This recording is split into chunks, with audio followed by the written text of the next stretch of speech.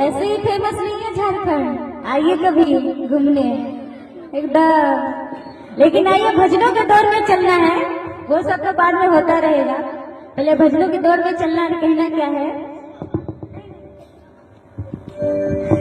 कहा जाता है कि नेटवर्क वही होता है जहाँ टावर होता है, कि नेटवर्क वही होता है जहाँ टावर होता है।